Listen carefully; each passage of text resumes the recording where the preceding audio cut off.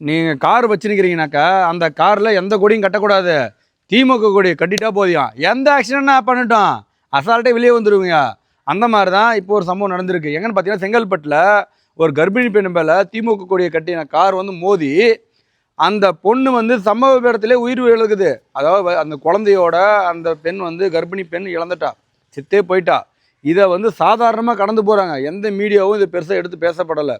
ஒரு கர்ப்பிணி பெண்ணுங்க, சாதாரண ஒரு பெண் அந்த நீங்கள் கடந்து போயிருக்கலாம், இது விபத்தில் நடக்கல, சாதாரண கடந்துக்கலாம். ஒரு கர்ப்பிணி பெண்ணு இது மாதிரி ஒரு கோர சம்பவம் நடக்குது, இது எதனா இழப்பீடு எதனா போட்டிருப்பாங்கன்னு சொல்லிட்டு அந்த நியூஸில் எதனா சொல்லியிருக்காங்களா? இல்லை, இதை வந்து மீடியாக்கள் எல்லாமே வந்து ஒரு குற்றவாளியான மீடியாக்கள் தான்.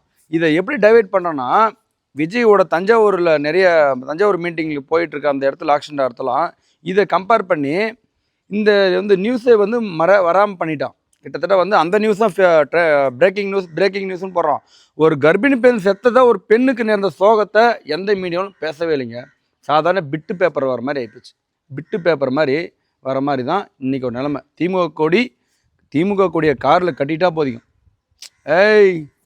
இன்னும் பண்ண முடியாது நம்மளெல்லாம். 2.0